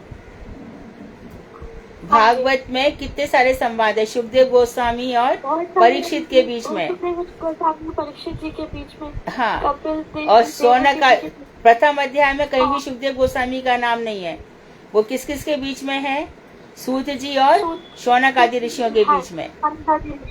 और बाद में जाओगे एकादश स्कंद, वो उद्धव और कृष्ण के बीच में है। और जब प्रहलाद जी को सुना रहे हैं कथा, प्रहलाद की कथा सुना रहे, वो नारद जी सुना रहे युधिष्ठिर को।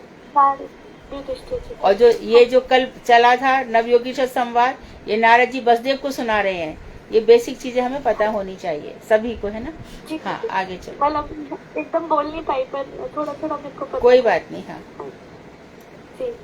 तो हाँ मैत्रेय विदुर जी से हाँ जी, इसका भी समझ लो। जब भगवान यहाँ से पधार रहे थे, अप्रकट लीला कर रहे थे, तब दोनों उनके पास थे। उद्धव जी भी थे और मैत्रेय भी जी थे। तो उद्धव को भगवान ने बहुत कुछ बताया और कहा कि तुम बद्रिकाश्रम चले जाओ, और मैत्रेय जी से कहा कि तुम हरिद्वार चले जाओ, वहां पे विदुर आता होगा, उसको तुम मेरी कथाएं सुनाना। उद्धव जी से कहा कि तुम बद्रिकाश्रम में चले जाओ, फिर बाद में तुम मेरे लोक में आ जाओगे। तो उद्धव कुंड में तो आज भी बताते ना, गुलमलता औषधि के रूप में कई जन्म ले चुके हैं गोपी भाव की प्राप्ति के लिए। लेकिन मैत्रेय जी का भी गोपी भाव में अधिकार नहीं है। वो विदुर जी के पास गए हैं और वहां पे उद्धव और मैत्रेय दोनों बैठे हैं। मैत्रेय ने दुखी होकर के कहा है, उद्धव देखो, वो जितनी देर तक यहाँ पर रहे तुम्हारी तरफ ही देखते रहे, मेरी ओर देखा तक नहीं उन्होंने। इतने अधिकार, ऐसी चीजें होती है, हम लोग जरा सा समझते हैं तो वो अलग बात है। हाँ, ये बेसिक पता होना चाहिए। आगे हाँ हाँ जी। फिर दीदी जो मैत्री ऋषि हैं वो शिव जी के बारे में बताते हुए शुरू करते हैं और कहते हैं, कस्तम चराचरम गुरु, मतलब जो शिव जी हैं वो चराचर जगत के गुरु हैं और वे शत्रु रहित हैं, प्रशांत मूर्ति है और वो भगवान वासुदेव के प्रति हमेशा रति विशिष्ट रहते हैं और वो जगत के परम देवता हैं। फिर विदुर जी उनसे पूछते हैं मैत्री ऋषि से कि शिव जी जैसे महान वैष्णव है, इनका अपमान दक्ष ने क्यों किया और सती देवी ने अपने प्राणों का त्याग क्यों किया। इसका उत्तर देते हुए मैत्री ऋषि आगे उनको बताते हैं कि भूतकाल में पहले जो मरीचि आदि ऋषि थे, उन्होंने एक मरीचि ऋषि थे, उन्होंने बाकी सारे ऋषियों आदियों के देवी देवताओं सबको बुलाकर एक यज्ञ किया था और वहां पे उसी यज्ञ में प्रजापति दक्ष आए थे। जब प्रजापति दक्ष आए थे तो उनके आने से काफी उनकी शोभा थी उसमें और उनमें उनकी अंग कांति से बहुत रोशनी निकल रही थी। ऐसे सब देख रोशनी कहते जो नहीं दैदी रोशनी होता है इसको यहाँ पे। तो जब दक्ष प्रजापति आए थे तो सूर्य के समान चमक रहे थे, दीप्ति निकल रही थी। हाँ जी। तो उनको देख करके सब अपने आसनों से उठकर उनका सम्मान कर रहे थे, परंतु केवल ब्रह्मा जी, क्योंकि वे उनके पिता थे, और शिव जी क्योंकि वे भी भगवान से अभिन्न तत्व है, वे उधर खड़े नहीं हुए। तो ये जब दक्ष आसन पे बैठे तो उन्होंने देखा शिव जी ऑलरेडी अपने आसन पे बैठे हुए हैं।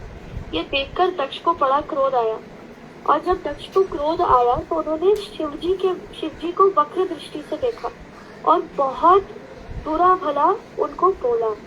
इसमें अनेक श्लोकों में बताया गया है कि उन्होंने शिव जी को बहुत गलत कहा। उन्होंने कहा कि वे साधु का सम्मान नहीं करते। उन्होंने बोला कि मैंने इच्छा न रहने पर भी ब्रह्मा जी के कहने पर इनका विवाह अपनी पुत्री से करा दिया और ये तो भूत प्रेतों से घिरे रहते हैं। और शिव का मतलब होता है मंगल स्वरूप, पर वो कहते हैं कि ये मंगल स्वरूप नहीं है। यहाँ पे दक्ष प्रजापति से अपराध हुआ। इसकी आंखें बंदर के जैसी हैं।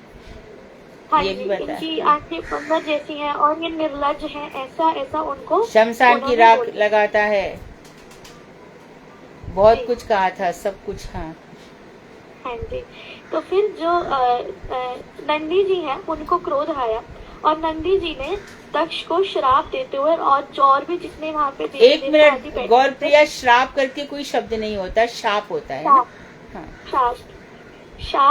शाप दिया और बोला कि जो भगवान से अभिन्न तनु है, जो शिव जी है, तुमने उनका अपमान किया और तुम्हारा इसका यही परिणाम होगा। उन्होंने शाप दिया कि तुम्हारी बुद्धि वेदों में नहीं लगेगी, तुम्हारा संसार सुखों में विविध प्रकार से, तुम्हारा कपट धर्मों में तुम्हारी आसक्ति हो जाएगी, स्त्री संग में तुम कामुक हो जाओगे, हमेशा ऐसी देह आत्मा बुद्धि के भावों का चिंतन करोगे और ऐसे ही कर्म कांड में आसक्त होकर मोहग्रस्त हो जाओगे। और इसी को देख करके फिर भृगु ऋषि ने शाप दिया उनको कि जितने भी इस पथ पर चल रहे हैं, जो भी शिव अनुचारी हैं, जो शिव के अनुचर हैं, वो जितने भी हैं वो वेद अनुसार नहीं चल रहे हैं। इसलिए उन्होंने भी इस प्रकार से उनको शाप दिया। नहीं चलने की कर्म कांडी रह जाएंगे, बस ये और कुछ नहीं कर पाएंगे, है ना? शाप होता है भविष्य काल में। हाँ पढ़ो। उसके बाद जब शिव जी ने ये सब देखा कि इनके बीच में ये शाप जो चल रहा है, शिव जी ये देखकर वहां से उठ गए। जब शिव जी वहां से उठ गए, उन्होंने वहां पे एक भी शब्द नहीं बोला, क्योंकि वे जानते थे कि जो उनके अनुयायी हैं और एवं जो भृगु ऋषि हैं और दक्ष के भी जो लोग हैं, वो सारे एक दूसरे को शाप दे रहे हैं और उसमें वे बोलना नहीं चाहते थे। और उनका वहाँ पे जो वैष्णव गुण था कि वो उस सब चीजों में निंदा आदि नहीं करना चाहते थे, वो गंभीर होकर वहाँ से चले गए। उन्होंने उनके लिए कुछ नहीं बोला, जबकि शिव जी की दक्ष ने काफी निंदा की, बहुत निंदा की। फिर भी शिव जी, क्योंकि वो वैष्णव है, उन्होंने कुछ भी उसका रेसिप्रोकेशन नहीं किया, सब सहन किया और वो वहाँ से उठकर चले गए। उनको उन बातों का कोई अफेक्ट नहीं हुआ। इस बात को अब अगले उसमें अध्याय में बताया जाता है कि जब इस बात को कुछ समय बीत गया तो ब्रह्मा जी ने दक्ष को प्रजापति के रूप में अभिषेक कर दिया, और इस बात के बाद से दक्ष गर्व से फूल उठा, उसको बहुत गर्व हो गया। और शिव जी को और इसके बाद उसने एक और यज्ञ किया जिसका नाम था बृहस्पति सव। जब उन्होंने ये यज्ञ किया तो उन्होंने उसमें शिव जी का भाग नहीं दिया, उन्होंने शिव जी का अपमान किया, जबकि यज्ञ में शिव जी का भाग अवश्य ही होता है, लेकिन इस यज्ञ में उन्होंने शिव जी का भाग नहीं दिया। तो और जितने भी इसमें जब जितने भी देवी देवता थे सब सारे देवी देवता अपनी पत्नियों के साथ उस यज्ञ में आ रहे थे। अब ये खबर आकाशचारी देवताओं के द्वारा फैली गई, क्योंकि आकाशचारी देवता भी उस यज्ञ में जा रहे थे और उन्होंने इस खबर को पूरा जगह जगह फैलाया। तो सती जी ने देखा कि सब अपने उनके पिताजी के यहाँ जो यज्ञ रूपी महोत्सव हो रहा था सब वहाँ पे जा रहे हैं, और उनका भी हृदय में इच्छा है कि वे भी उधर जाए। तो अब सती जी शिव जी का बड़ा ही सुंदर कुछ परिचय देते हुए बताती हैं कि जो पहले वो उनको बताती है कि हे शंभु, बहुत दिनों से मेरा मन आत्मीय स्वजनों को देखने के लिए उत्कंठित हो रहा है। वो अपने स्वजनों को देखना चाहती थी, और फिर वो शिव जी को बोलती है कि आप तो आत्मा राम हो, आप तो त्रिगुणात्मक जगत से आप त्रिगुणात्मक जगत से ऊपर हो, आपको ये सब जो त्रिगुणात्मक जगत के संबंध है आपको ये अद्भुत प्रतीत नहीं होते। पर मैं स्त्री हूँ, मेरा स्वभाव उत्कंठा से भरा हुआ है, इसलिए हे नीलकंठ, वे बोलती हैं कि आप तो अभव है, अर्थात जन्म आपका जन्म आदि से आप रहित हैं, इसलिए सूर्य दुख का मेरा दुख आपको नहीं होता। तो आप मेरे प्रति प्रसन्न हो और कृपा पूर्वक मेरे को आप मेरी इच्छा पूर्ण करें।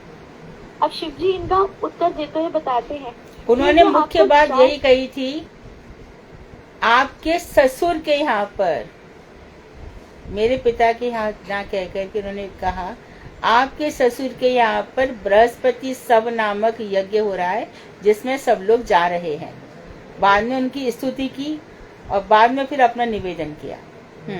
आगे फिर शिव जी उनका उत्तर देते हुए बताते हैं कि बिना बुलाए बंधु बांधव के घर जा सकते हैं, ये अति उपयुक्त है। जैसे गुरुदेव के घर गुरुदेव से मिलने जा सकते हैं बिना बुलाए, अपने माता पिता से बिना बुलाए मिलने जा सकते हैं, लेकिन यदि कोई देह आत्मा बुद्धि व्यक्ति हो जो अहंकार से दोष प्रीति करता है, जो दोष ढूंढता है, उसके पास नहीं जाना चाहिए। देहात्म बुद्धि मतलब जो शरीर को ही सब कुछ मानता है, ऐसे व्यक्ति के पास समय नहीं जाना चाहिए। फिर शिव जी बताते हैं कि 6 गुण होते हैं, विद्या, धन, तपस्या, सौंदर्य, यौवन और उच्च कुल। ये 6 गुण वैसे तो सद्गुण है, लेकिन अगर कोई बद्ध जीव उसमें में चले जाए और वो अभिमान कर ले तो यही 6 गुण उसके लिए अवगुण बन जाते हैं। मतलब जैसे दूध है, दूध वैसे खाद्य वस्तु है, लेकिन अगर हम लोग उसको कोई सांप उसको छू ले तो उसमें जहर चला जाता है। इसी प्रकार ये 6 गुण अगर किसी अभिमान व्यक्ति में आ जाए तो ये उसके लिए अवगुण बन जाते हैं और वो फिर अपराध कर देता है इन 6 गुणों के द्वारा। अब दक्ष में इन सब गुणों के लिए अभिमान देखा जाता है। तो शिव जी कहते हैं कि ऐसे असंचित वाले लोगों के घर नहीं जाना चाहिए। शिव जी आदेश देते हैं कि मैं जानता हूँ कि आपके जो पिता हैं वो बहुत मर्यादाशील हैं और आप भी उनकी लाडली हो, पर फिर भी क्योंकि आप मेरे आश्रित हो इसलिए वो आपका सम्मान नहीं करेंगे।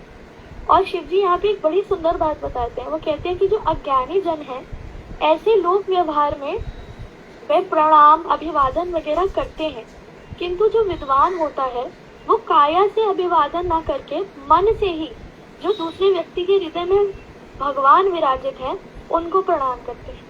तो शिव जी यहाँ पे बताते हैं, वो सती जी को मना करते हैं, वो कहते हैं कि आप वहाँ मत जाओ। अब शिव जी सती जी के पति हैं एवं उनके गुरु भी हैं एक तरीके से, लेकिन सती जी वहाँ पे शिव जी की बात को नहीं मानती और वो बहुत उत्कंठित हो जाती हैं और वो शिव जी की बात ना मानकर फिर भी दक्ष प्रजापति के यज्ञ में जाती है। और फिर दक्ष उनका वहाँ पे उनको ये दिखता है कि केवल उनकी बहनें और उनकी माताएं उनसे ठीक से मिलती हैं, उनका सत्कार करती हैं, लेकिन दक्ष उनका सत्कार वो भी डर कर मिली है, एकदम निर्भीकता पूर्वक नहीं मिली है। और उनसे और फिर वो ये भी देखते हैं कि उन्होंने यज्ञ में शिव जी का भाग नहीं निकाला। ये देखकर सती जी भाग बहुत नहीं क्रोधित निकाला, हो नहीं, वहाँ पे स्थान ही नहीं है, उनके लिए कोई आसन ही नहीं है, शिव जी के लिए कोई स्थान ही नहीं था वहाँ पर। फिर बोलो। सती जी क्रोधित हो जाती हैं और वह दक्ष से ये कहती है कि जो साधु व्यक्ति होते हैं वो दूसरों के दोषों में भी गुण देखते हैं, लेकिन जो ईर्ष्या युक्त व्यक्ति होता है वो दूसरों के गुणों में भी दोष देखता है, और आपने तो अपनी ईर्ष्या की वजह से महादेव के प्रति दोषारोपण किया है। जो समस्त देहधारी व्यक्तियों को, यानी कि जो जीव है, उनको जो उनको अति प्रिय है, जिनके लिए सब सम्मान करते हैं, जिनका कोई विरोध नहीं करता, आपने उनके प्रति दोषारोपण किया है। आप जैसे देहात्मा बुद्धि में रत निंदा करने वाले व्यक्ति को, जो महापुरुषों की निंदा करते हैं, ऐसे व्यक्तियों के जो आश्रित जन है वो आप पे क्रोध करेंगे। तो फिर वो कहते हैं कि शिव नाम का एक बार केवल एक बार उच्चारण करने से भी मनुष्य के जो मनुष्य के जितने भी अंदर वो है अशुभ लक्षण है वो शीघ्र ही विनष्ट हो जाते हैं। तो अब आप मंगल स्वरूप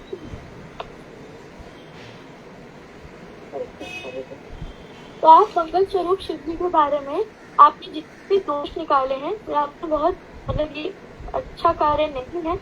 और अगर फिर सती जी बताती है कि अगर हमारे गुरु या भगवान आदि के लिए कोई निंदा करता है तो या तो उसको मारने की सामर्थ्य होना चाहिए या स्वयं को मारने का सामर्थ्य होना चाहिए, और यदि दोनों को ही मारने का सामर्थ्य नहीं है तो वहां से अपने कानों को भटक कर चले जाना चाहिए। तो सती जी बताती हैं कि मेरे और अगर सामर्थ्य है तो प्राणों का त्याग कर लेना चाहिए। इसलिए अब सती जी बोलती हैं कि अब मैं इस देह को धारण नहीं करूंगी। वह सती जी पीताम्बर वस्त्रों से खुद को ढक लेती हैं और आचमन करके दोनों नेत्रों को बंद कर योग उनका मुख्य बात ये कहना था कि जिस शरीर ने आपसे जन्म लिया है मैं उस शरीर को रखना ही नहीं चाहती। जी। फिर उसके बाद सती जी अपने मुख से अपने प्राणों को निकाल देती हैं और अग्नि में वो एक मिनट गौरप्रिया, मुख से नहीं निकालती, वो योग बल से अपने सारे की सारे मन को बुद्धि को चित्त अहंकार में अपने जो योग बल से है अपने प्राणों को मूर्धा तक ले जाती हैं और फिर अपने योग बल से अपने शरीर से अग्नि प्रकट करती हैं। ये मुख्य चीजें थी, वो तुमने ठीक से लेना चाहिए था उनको। किस तरह से उन्होंने प्राण त्याग किया तो वो एकदम धू जल करके, तभी तो उनको जो शरीर है उसको शंकर जी लेके गए हैं, और जहाँ जहाँ उनके शरीर के अंग गिरे हैं वो स्थान क्या कहलाते हैं? पीठ। तो भारतवर्ष में 51 पीठ है जिसमें कामाख्या नाम की जगह भी है।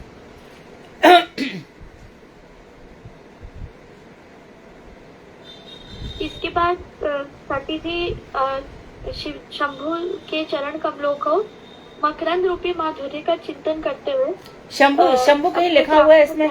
एक मिनट, शंभु किधर लिखा हुआ है? दीदी जगत गुरु शंभु लिखा हुआ है वहाँ पे, ठीक है। हाँ जी दीदी। और फिर उसके बाद फलस्वरूप क्या होता है कि उन्हें श्री कृष्ण के सारे परिकरों के अतिरिक्त और कुछ भी दिखाई नहीं देता। वे समाधि से उत्पन्न योगाग्नि में शीघ्र ही प्रदीप्त हो जाते। हाँ जी, योगाग्नि प्रदीप्त हुई है उनमें। हाँ ठीक है। अब क्योंकि दक्ष ने वैष्णव अपराध किया होता है, उसके बाद शिव जी को ये बात पता चलती है तो शिव जी बहुत क्रोधित होते हैं और शिव जी अपनी जटा को भूमि पर पटकते हैं।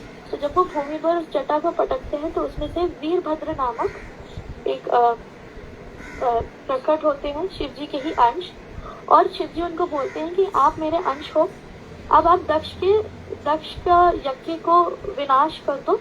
और फिर वो इसमें कम से कम 10 मिनट का और बाकी है ना गौरप्रिया? बस 10 मिनट भी नहीं, 5 मिनट में हो जाएगा दीदी। ठीक है, बोल दो। जी। फिर वो शिव जी के अनुचर और वीरभद्र उनके यज्ञशाला में जाते हैं, सब कुछ तोड़ देते हैं और सब कुछ फिर जो विध्वंस कर देते हैं सब। हाँ, शिव जी के अनुचर हैं मणिमान जी, वे भृगु ऋषि को बांध लेते हैं और वीरभद्र जी दक्ष को बांध लेते हैं। और यहाँ पे और भी भगदेव और पूषा देव के बारे में बताया जाता है। भगदेव की वे आंखों को भी निकाल लेते हैं, पूषा देव के दांतों को निकाल लेते हैं, क्योंकि वे इन्हीं के द्वारा संकेत द्वारा शिव जी का उपहास करते हैं।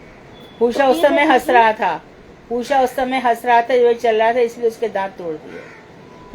और भृगु आंखों से उकसा रहे थे, इसके लिए आंखों का हुआ भग। हाँ, फिर जब वीरभद्र दक्ष का वध करने जाते हैं तो दक्ष का किसी भी अस्त्र या शस्त्र से वध नहीं हो पाता। तो फिर वीरभद्र जी थोड़ा चिंतन करते हैं और वो सोचते हैं कि दक्ष की जो बुद्धि है वो पशु समान हो गई है, क्योंकि वो वैष्णव की निंदा कर रहे हैं, वो ते आत्मा बुद्धि में रत हो चुके हैं। तो इसीलिए वहाँ पे जो पशुओं की बलि देने के लिए अस्त्र होता है उसका नाम होता है कंठनी पीड़न। उससे वह दक्ष के सर को धड़ से अलग कर देते हैं। और फिर जब कितना सुंदर प्रसंग है कि इसके किसी अस्त्र से वो मर नहीं रहा है, क्योंकि प्रजापति है, ब्रह्मा जी के पुत्र है, क्योंकि ये पशु बुद्धि है। तो यज्ञ में जो पशु की बलि दी जाने वाली थी, उसके लिए जो अस्त्र रखा गया था, उससे उसका सिर काटा गया। फिर जब ये सब हो जाता है, उसके बाद सारे देवी देवता शिव जी के पास जाने का प्रयास करते हैं, मतलब ब्रह्मा जी के पास जाते हैं और सारा वृतांत बताते हैं कि वहाँ पे मतलब यज्ञशाला में क्या क्या हुआ। अब ब्रह्मा जी देवताओं को ये बोलते हैं कि आपने जो भी किया है उसका मुझे और कोई उपाय नहीं दिखता, आप इतना ही करो कि जाकर शिव जी से क्षमा मांगो, क्योंकि आपने उस यज्ञ में भाग लिया है जहाँ पे शिव जी के लिए कोई सम्मान नहीं था। अब आप जाइए और वहाँ पे शिव जी से क्षमा मांगिए।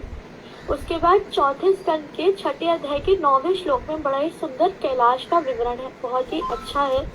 उसको बताना अभी समय कम है तो मैं आगे बताती हूँ, आप प्लीज उसको पढ़ना, वो बहुत बहुत सुंदर है, बहुत सुंदर। फिर शिव जी का बड़ा ही सुंदर स्वरूप बताया जाता है। वे बताते हैं कि शिव जी जगत के बांधव हैं, वे सबका कल्याण करने वाले हैं और जो संध्याशील का मेघ होता है उसी के जैसा उनका रक्तम वर्ण है। वे तपस्वियों का अभिष्ट जो चिन्ह भस्म है वो उसे लगाते हैं, जटा रखते हैं और ललाट पर उनका चंद्र रेखा है। वे कुश के वृषासन पर बैठते हैं और उनका जो बायां चरण कमल है उनकी जंघा पर होता है और उनका हाथ का जो बायां हाथ है वो उनके घुटने पर होता है। और फिर वो उनके दाएं हाथ में रुद्राक्ष की माला धारण होती है जिसमें वो तर्क मुद्रा में बैठे हैं। वे नारद जी को कथा सुना रहे होते हैं, नारद जी उनके सामने बैठे होते हैं और उनका चित्त जो है वो ब्रह्मानंद अधोक्षज के जो आश्रय में तन्मय रहता है। अब जो ब्रह्मा जी हैं वो बताते हैं कि शिव जी आप ही वेदों की रक्षा करते हैं, आपने ही वर्ण और आश्रम धर्म को मर्यादा में इस जगत में रखा हुआ है। और फिर जब उसके बाद क्या होता है कि जो आप साधु हैं, वो उनको बोलते हैं कि आप तो साधु हैं, आप वैष्णव हैं, तो आप अपराध नहीं देखते, इसलिए आप कृपया इन्हें क्षमा कर दीजिए। उसके बाद शिव जी बकरे का सर दक्ष को बकरे का सर देते हैं और फिर दक्ष को जो है सती जी की याद आती है, वह शुद्ध बुद्धि हो जाता है क्योंकि फिर वो शिव जी से क्षमा याचना करता है। और उसी समय भगवान श्री हरि वहाँ पे आते हैं।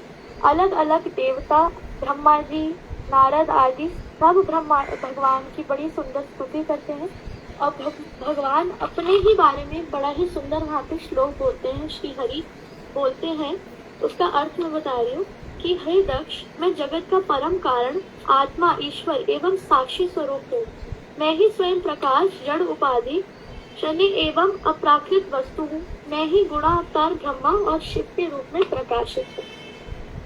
इसके बाद सती जी हिमालय की पत्नी मेनका के गर्भ से पार्वती जी के रूप में पुनः जन्म लेती है और इस कथा को सुनने की फल श्रुति मैत्रेय ऋषि वहाँ बताते हैं कि जो भी इस कथा को श्रद्धा पूर्वक श्रवण करता है उसके जीवन में भक्ति प्रकट होती है और जो संसार रूपी क्लेश है उसका विनाश हो जाता है।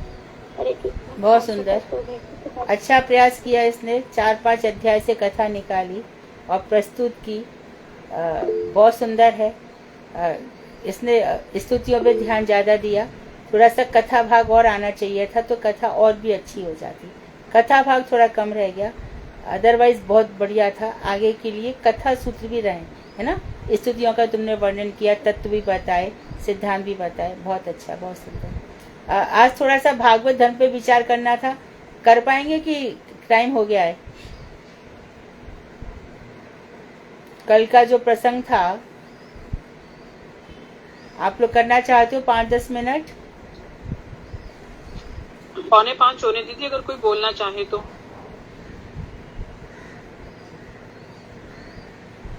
किसी को बोलना है? ये तो हम कल क्लास रखने का मैं सोच रही हूँ, देखती हूँ। नहीं तो अगले सोमवार को रख सकते हैं। बोलना है किसी को? सपना दीदी, सुधा। हरे कृष्ण दीदी, योगेश प्रभु ने हाथ उठाया। हाँ बताइए योगेश जी, आप ही बोलिए।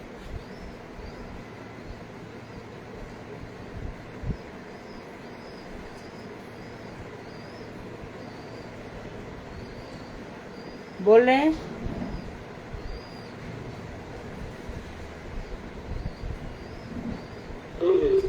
हाँ बोलिए।